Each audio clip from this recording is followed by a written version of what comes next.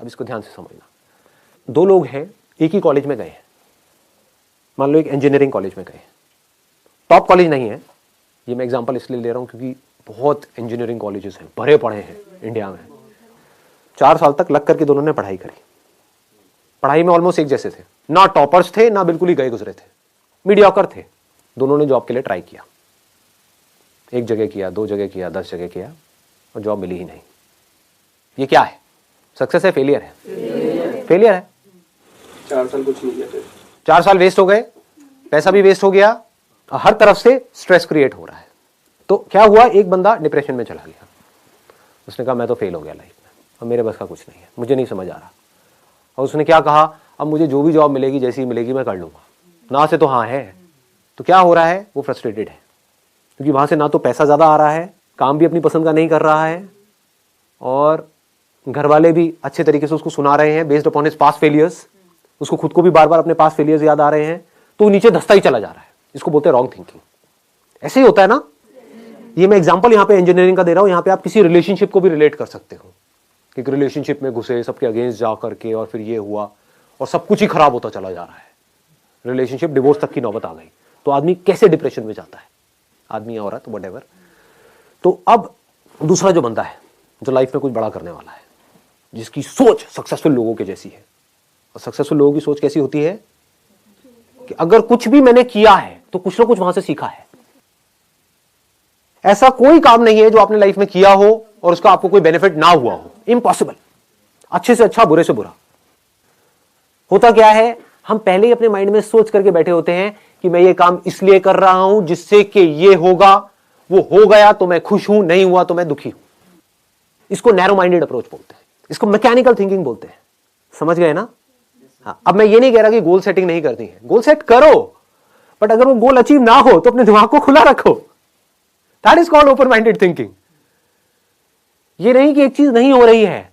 For example, आप यहां पर कोई कील ठोकने की कोशिश कर रहे हो और वो कील नहीं ठुक रही है, तो ये नहीं कि वहां पे लगे रहो, नहीं मैं तो ठोक के रहूंगा, मैं तो ठोक के रहूंगा, मैं तो ठोक के रहूंगा। अबे समझो, शायद आप कोई गलती कर रहे हो, शायद वो कील आप अगर हल्का सा साइड में करो तो वहां पर लोहा नहीं है, जैसे दीवार के अंदर होता है ना, एक बीम होता है, तो वहां पर लोहा है, तो कील वहां पे अंदर जा नहीं रही है। तो क्रिएटिव थिंकिंग किसे कहेंगे? थोड़ा साइड करके देखता हूं ना, समझ गए? वहां पर कोई बीम नहीं है, ठोका कील अंदर। तो क्रिएटिव थिंकिंग समझो क्या होता है। अगर मैं उस बंदे की जगह होऊंगा, मैं कैसे सोचूंगा? मैं अगर अपने आप को उस जगह पे रखूं तो हाँ, मजा आ गया यार, मतलब 4 साल यहां पर मैंने लगाए और मुझे जॉब नहीं मिली, तो मजा आ गया, इससे बढ़िया क्या हो सकता है? इसका मतलब जॉब का तो ऑप्शन ही मेरे लिए बंद हो गया। मतलब समझ रहे हो कितनी बड़ी चीज है? It's not a small thing कि मैं अब चाहूं भी तो मैं नौकरी नहीं कर सकता, क्योंकि मुझे ढंग की नौकरी मिलेगी ही नहीं, और जो नौकरी मिलेगी वो करने लायक ही नहीं है। तो चलो कुछ सोचता हूं, देखता हूं मैंने क्या सीखा है। 4 साल तक हॉस्टल में मैं रहा हूं, इंजीनियरिंग कॉलेज में पढ़ा हूं। अब मुझे क्या समझ आया वहां पर रह करके कि जो हॉस्टल्स हैं वहां पर एक बहुत बड़ी प्रॉब्लम है जो मैंने फेस करी, कि मेरे हॉस्टल के अंदर कोई भी जो मेरे को डे टू डे यूज के लिए चीजें चाहिए होती थी, दारू, सुट्टा और गांजा के अलावा, तो ऐसी जो चीजें मेरे को चाहिए होती थी डे टू डे यूज के लिए, चाहे फिर वो टूथपेस्ट हो, साबुन हो, ये हो, वो हो, क्योंकि हॉस्टल में जो लड़के होते हैं या लड़कियां होती हैं, उनकी जो नीड्स हैं वो बहुत अलग होती है उन लोगों से जो नॉर्मली घर में रहते हैं। और ये प्रॉब्लम सिर्फ मेरे हॉस्टल में नहीं थी, मेरे आसपास में पूरा का पूरा जो कैंपस एरिया है वहां पर कोई भी ऐसी शॉप नहीं थी जहां पर मैं जाऊं और एक ही शॉप से मेरे को सब कुछ वो मिल जाए जो मुझे चाहिए। मतलब कि 4 अलग अलग दुकानों पे जाना पड़ता है। एक दुकान यहां है, एक दुकान 1 किलोमीटर दूर है, एक 2 किलोमीटर दूर है, एक 3 किलोमीटर दूर है, और ज्यादातर जो लोग होते हैं हॉस्टल्स में उनके पास कन्वेंस भी नहीं होता है, तो वो सब उठा उठा करके सामान लाना पड़ता है। मतलब कितनी प्रॉब्लम्स मैंने फेस करी है, मैंने फेस करी है ये प्रॉब्लम्स। आप समझ गए ना? इसको ध्यान से समझे ना। अब मैं जैसे जैसे आप लोगों से बात कर रहा हूं ना, मैं अपना भी रिकॉल कर पा रहा हूं कि मैं यहां तक कैसे पहुंचा। एज अ मॉडल जो मैंने प्रॉब्लम्स फेस करी थी उसका सोल्यूशन निकालने के लिए मैं फोटोग्राफर बना। एक प्रॉब्लम थी मेजर कि 90% से ज्यादा जो मॉडलिंग एजेंसी थी वो सब फ्रॉड थी। तो अंदर से आया था कि नहीं यार, मुझे कुछ करना है। तो जैसे ही अपनी नजर को इस प्रॉब्लम पे आप ले गए, जिस प्रॉब्लम को आपने फेस किया है, जिसको आपने फील किया है, जिसको आपने एक्सपीरियंस किया है, तो उससे रिलेटेड थॉट्स आपके माइंड में आने लग गए। ये थॉट्स ही तो आइडियाज हैं, और क्या है। लोग आइडियाज का मतलब ये समझते हैं कि मुझे कुछ अजीब सा सोचना पड़ेगा। इंटरनेट पे बैठ करके देखते रहते हैं बिजनेस आइडियाज क्या है, उससे क्या होगा। आपके एक्सपीरियंस से वो कनेक्टेड है, आपके अंदर से आ रहा है। अंदर से आने का मतलब क्या है कि आपने एक प्रॉब्लम को फेस किया हो और आप उसका सोल्यूशन निकाल रहे हो।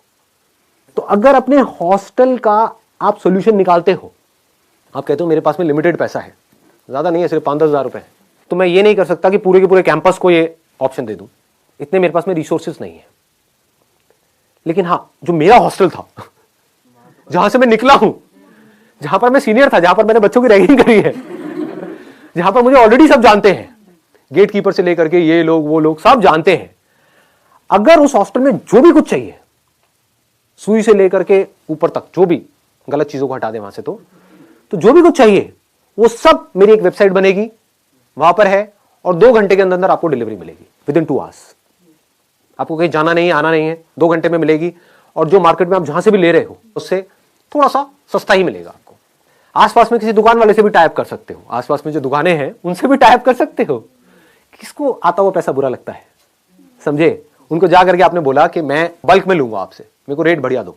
आपने पहले ही सारे रेट पता कर लिए, होलसेल मार्केट में जाके ये रेट होते हैं।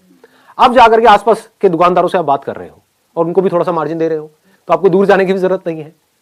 पास में ही किसी भी दुकान से उठाया माल, ला करके वहां पे उसको दिया, पैसा आपके हाथ में, आपने जा करके उस दुकान वाले को दिया, बाकी का जो मार्जिन है वो डाला अपनी जेब में। तो खाली बैठने से तो कुछ भी है।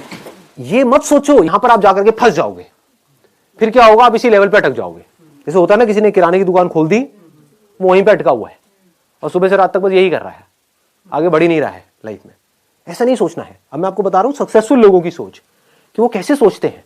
ये नहीं कि मेरे पास में 20-25 हज़ार रुपए तो आ गया, बहुत है ना। What do we mean by that? That means you are becoming stagnant. यहां पे कमाई की बात नहीं है, यहां पे कुछ क्रिएट करते रहने की बात है। मुझे किक इसमें नहीं मिलती है कि मैं ये करता हूं, ये आइडियाज इंप्लीमेंट करता हूं। डेली पता नहीं कितने नए नए आइडियाज इंप्लीमेंट होते हैं हमारे बिजनेस में, यहाँ पे वहां पे। तो मुझे किक इसमें नहीं मिलती है कि ये करके ये होने वाला है, ये पैसा आया इस आइडिया की वजह से, ये पैसा गया, ये डूब गया, ये आ गया। ऐसे हर तरह के सही सही डिसीजन भी होते हैं, गलत भी होते हैं। मुझे इसमें किक नहीं मिलती है। मुझे किक इसमें मिलती है कि मैं कुछ कर रहा हूं, आई एम डूइंग समथिंग। मैं मरा हुआ नहीं हूं, मैं जिंदा लाश नहीं हूं। मैं सिर्फ बैठ करके यहाँ पे नोट नहीं गिन रहा हूं, बैठ करके खा पी नहीं रहा हूं। समझ गए ना। I am constantly learning something, I am constantly doing something. कुछ ना कुछ मैं ग्रो करता चला जा रहा हूं, तो उसमें मजा आता है। ये मेंटालिटी होती है सक्सेसफुल लोगों की। तो आपने ये किया, एक हॉस्टल से फिर आप दूसरे हॉस्टल में आप गए, तीसरे में गए, चौथे में गए। मान लो यहां से आप आने वाले 1-1.5 साल में, 2 साल में आपने वो पूरा का पूरा कैंपस कैप्चर किया, और आप बड़े आराम से कैप्चर कर सकते हो। कौन करेगा अगर आप नहीं करोगे कैप्चर? तो लगाओ दिमाग। जो स्टूडेंट्स हॉस्टल्स में हैं उनकी प्रॉब्लम को आप ज्यादा अच्छे से समझोगे, या कोई ऐसा आदमी जिसकी एज है 50 साल और यहां तक पेट निकला हुआ और एक दुकान पे बैठा हुआ है, हाँ जी बोलो क्या चाहिए? सोचो। ऐसे कोई सोचता नहीं है। इतना आसान है, लेकिन लोग ऐसे सोचते नहीं है। अब यहां पे भी नेगेटिव सोचेंगे, नहीं ये कैसे होगा। अबे तू नहीं कर पाएगा तो कौन करेगा? एक बंदा जिसने एक प्रॉब्लम को फेस करा है, अगर वो उसका सोल्यूशन नहीं निकाल सकता तो कोई नहीं निकाल सकता। ऐसा अपने अंदर से आना चाहिए, अगर कोई निकाल सकता है इस प्रॉब्लम का सोल्यूशन तो सिर्फ मैं निकालूंगा इस प्रॉब्लम का सोल्यूशन। धीरे धीरे आप अपनी टीम बढ़ा सकते हो। धीरे धीरे आपने पूरे के पूरे कैंपस को कैप्चर किया। उसके बाद में आपने किसी फंड को अप्रोच किया, प्राइवेट इक्विटी फंड्स हैं, वेंचर कैपिटलिस्ट हैं, एंजल इन्वेस्टर्स हैं, उनको जाकर के बोला देखो ये है मेरा बिजनेस मॉडल और यहां पर मैं इसको कर चुका हूं। तो I am not talking about something कि भाई विच इज एन इमेजिनेशन कि मैं ये करूंगा तो वो होगा। ऐसे तो हजारों लोग उनके पास में रोज आते हैं सुबह से रात तक। आप कह रहे हो मैंने ये किया है, देखो एक बिजनेस मॉडल खड़ा किया है। तो you have shown your vision, you have shown your execution capabilities, now you can easily get funding and it became a $10 million business. इसको क्या कहेंगे? सक्सेस कहेंगे, फेलियर कहेंगे? सक्सेस है। ये कैसे हो पा रहा है? क्या फर्क है इस बंदे में और उस बंदे में जो कहीं पर 10,000 रुपए की वो नौकरी कर रहा है जो उसको करनी पसंद नहीं है? दोनों एक ही कॉलेज से निकले हैं, दोनों के एक जैसे नंबर आए हैं, दोनों को नौकरी नहीं मिली है। एक बंदा बन गया मिलेनियर और एक बंदा है जो कुछ भी नहीं कर पा रहा है। एक बंदा है जो बहुत खुश है अपनी लाइफ से, उसको मजा आ रहा है जिंदगी जीने में, और एक है जो दुखी है। थिंकिंग में फर्क पकड़ में आ रहा है ना? ऐसे ही जो सक्सेसफुल लोग होते हैं उनकी थिंकिंग बड़ी क्लियर होती है कि मुझे आप कोई भी प्रॉब्लम दे दो। जो अनसक्सेसफुल लोग हैं उनका क्या होता है? मुझे कोई प्रॉब्लम मत देना, हे भगवान ये मत करना बस आप। भगवान जा करके चढ़ावा चढ़ा रहे हैं मंदिरों में, समझ गए ना? ये किसकी निशानी है? अनसक्सेसफुल लोगों की निशानी है। अनसक्सेसफुल इन द सेंस जो डरे हुए हैं। जहां पर डर है वहां पर क्रिएटिविटी नहीं हो सकती।